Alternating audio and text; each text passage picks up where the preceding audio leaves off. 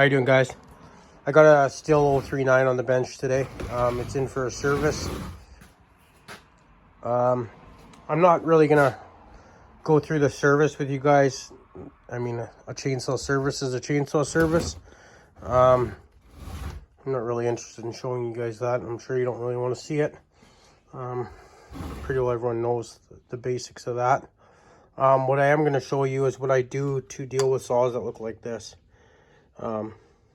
And this is 99% of them. They're coming through this shop. You can't even make out the Still logo. You know, from the bar oil and the sawdust and pitch. This is a plastic case saw. It does have, that's why the dog's off it. The two holes there are both stripped. As you can see, when I backed the one screw out, I brought some plastic out with it. That was for me trying to see if the holes were stripped. Anyway, so I'm just going to show you whether or not how you guys deal with it, but this has got to be the most, I guess I could say aggravating. The most aggravating thing to deal with is a filthy saw. Working on them is enjoyable to me. Getting them in looking like this is a pain in the ass. I understand no one's gonna, wash their saw before they come. I do charge $25 cleaning fee for ATVs, motorcycles, saws. So I just want to show you guys how I deal with a saw that looks like this. So what I do is I'll plug everything up. I'll keep the back cover on this, and I'm going to plug the exhaust, either pull the exhaust off, put a piece of rubber in between it and put the exhaust back on, or put a rag in it, whatever. You can even just, if you drape something, a Ziploc bag, whatever. Well, I'm going to figure something out to put over the exhaust. Every saw is different on how I usually do it. And then I'm going to power wash this off and just stay lightly back, and put the power washer on a fan and just and degrease all this.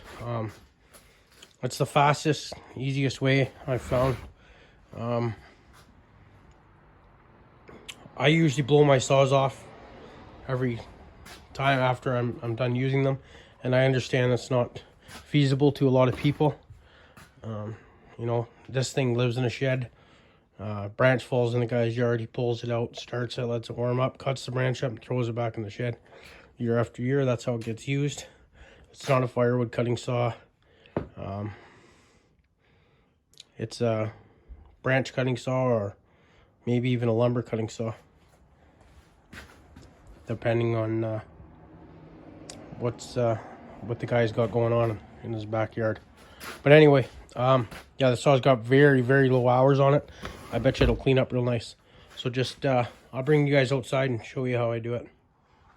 Okay, guys, I got the power washer out. I just have a little electric Simonized unit. Does the job. It's cheap. It was on sale.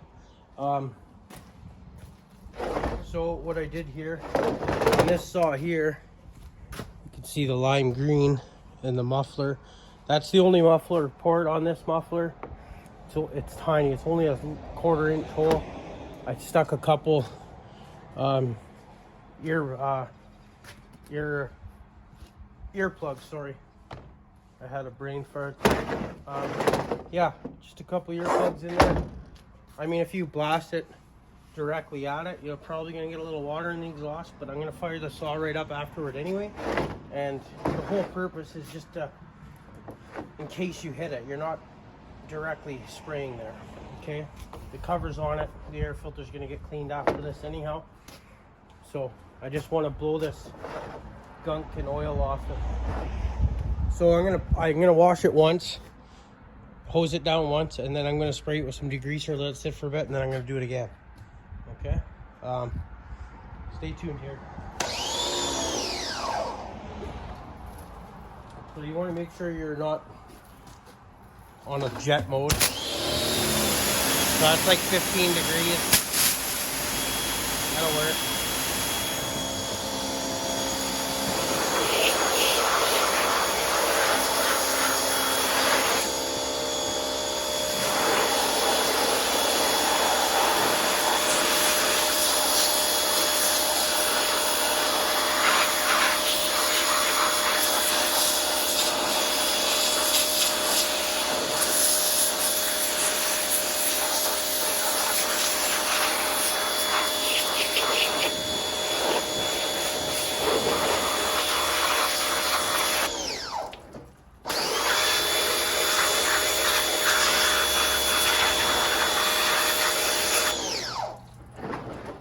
also I dump all the fuel out of the saw, and then just in case I get any in the vent or anything like that, then I take the cap back off after I'm done cleaning it, make sure it's blowing out with an air compressor, and then put fresh fuel in it, just in case you don't want any water in your fuel.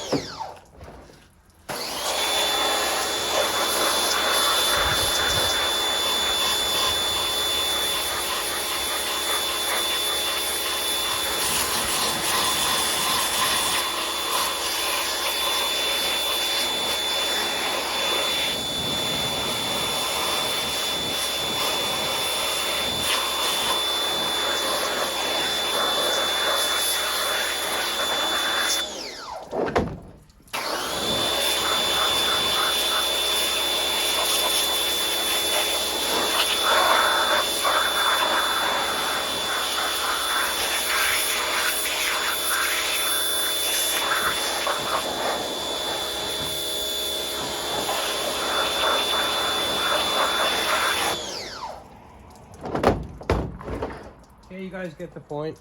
I'm going to spray that with some degreaser, let it sit for a bit, then I'll hit it once more, and I'll bring you guys back in on the bench. Okay guys, so you see obviously it came out pretty good. I'm going to blow it off with the compressor now. This is how the clutch cover turned out, so it definitely came a lot cleaner. There's still a lot of pitch on this thing. I'm going to go a little bit further with this. I'm going to throw it in some Varsol, my parts washer, and give it a quick scrub, and I'll show you how it turns out, okay? Okay guys, so there's the clutch cover. Yeah, it's still dirty, but obviously if you look back at the beginning of the video, it came a long ways, okay? So just make sure your two guides are in there. You got one here, guide puck, and a guide puck there. Then you also have another guide puck here on the case. You're supposed to have another one up here. It doesn't have one. I didn't have the right one for it, so I had to order it. But that's okay. Anyway, I threw a new chain on it just because I happen to have a new one in the box ready to go for this. So, excuse me. So when I get time, I'll sharpen that one there. I blew out the filter, blew out the carburetor. I dressed the bar with this. That's what I dressed the bar with. The bar was bad. It had a lip built up. I put a new plug in it, put fresh fuel in it, filled the oil, repaired the thread for the dog at the front here, and that's it.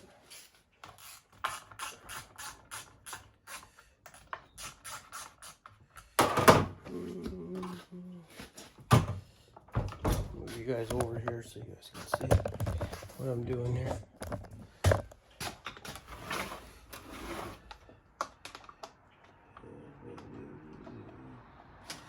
What's going on here? Where are you? There you are.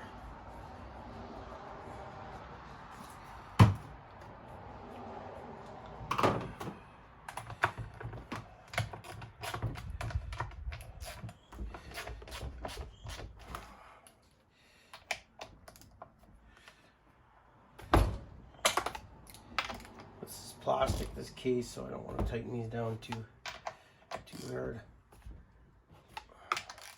Just make sure they're snug. Okay.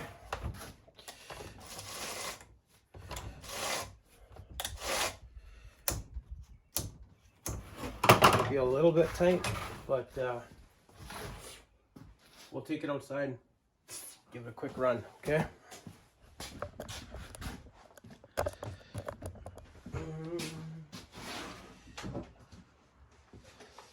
Make sure you pull out your earplugs, the sauce port or whatever you add in there. Choke on.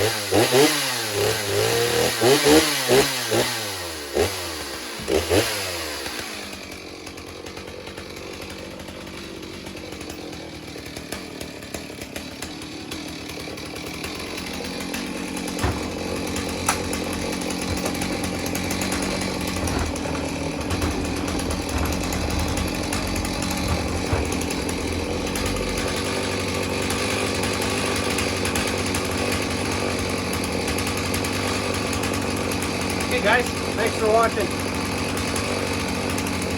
We'll see you on the next one.